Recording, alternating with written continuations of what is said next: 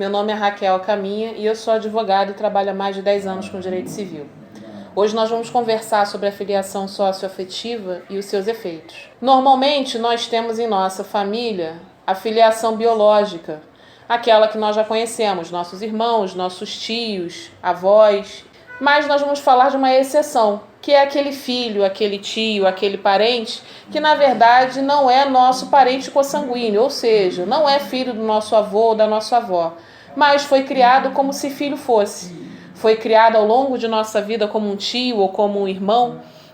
E essa pessoa, pela ausência do vínculo biológico, à luz do direito, não tem os mesmos direitos civis que nós, enquanto irmãos e parentes consanguíneos. Existe no direito a figura da filiação socioafetiva, que permite a essa pessoa, mesmo não sendo filho biológico, poder ter o mesmo nome ou o mesmo direito que nós temos enquanto filhos dos mesmos pais e mesma mãe. Nesse caso, existe a possibilidade de registro quando os nossos pais estão vivos, ou seja, meu pai e minha mãe criaram um irmão que não é irmão de sangue e tem o interesse de torná-lo um filho legítimo para todos os efeitos civis, herança. Quando nossos pais estão vivos, existe a possibilidade do registro dessa pessoa. Esse registro pode ser feito através de via judicial, através de um processo de adoção legítimo, sendo o nosso irmão a parte interessada maior de idade. Ele pode, junto com a pessoa que deseja fazer o registro, intentar uma ação de adoção. Essa ação de adoção, sendo todas as partes maiores e capazes, é facilmente homologada pelo juízo. Quando o nosso pai ou a nossa mãe já tenha falecido e os nossos irmãos têm o interesse de tornar esse registro legítimo, nós entramos então com a adoção através da ação para a filiação socioafetiva. A necessidade da comprovação, com testemunhas, fotos, relatos. Mais uma vez comprovada, essa filiação pode se tornar legítima mesmo após o falecimento dos nossos pais. Existe por trás disso todo um interesse social.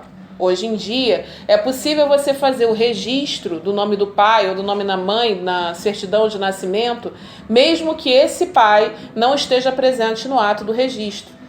Existe toda uma comoção e interesse social nesse registro. O ECA, ou a própria pessoa, tem o direito de ter um pai e uma mãe como referência na sua certidão de nascimento. É um direito assegurado pela Constituição em seu artigo 5º. Então, quando nós intentamos uma ação para esse registro, atendemos então ao interesse social dado pela lei.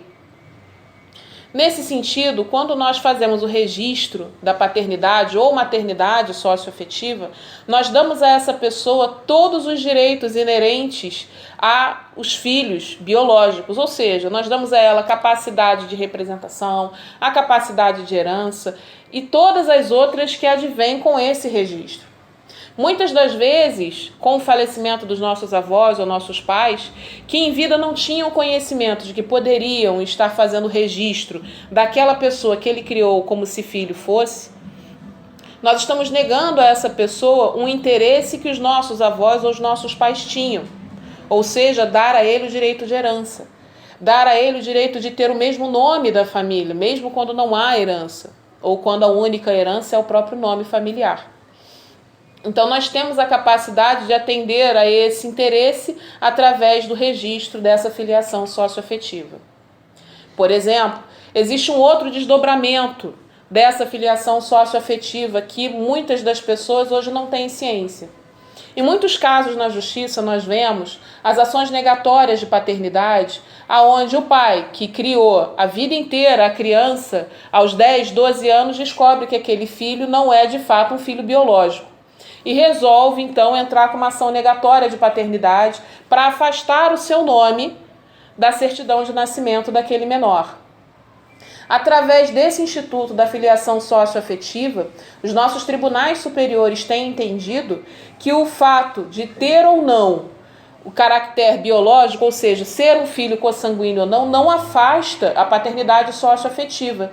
Isso porque a criança cresceu a vida inteira chamando aquela pessoa de pai ou de mãe, mesmo sem o ser, e gerou nessa criança toda uma característica de carinho, de atenção, de cuidado, como se de fato o pai fosse.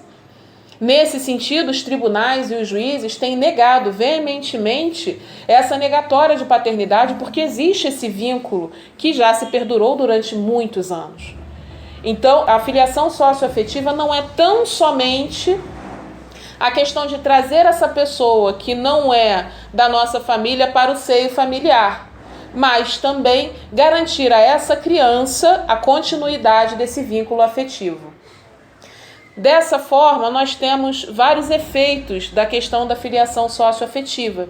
Não só o efeito da adoção, mas a continuidade desse vínculo familiar. Existem outras questões sobre a filiação socioafetiva que nós poderíamos estar considerando e falando aqui. Vou pedir para vocês, então, no final do vídeo, dar a sua sugestão para a próxima matéria, para o próximo vídeo que nós vamos discutir aqui, e deixar as suas observações, seus interesses. Não esquece de deixar o seu like e curtir o vídeo.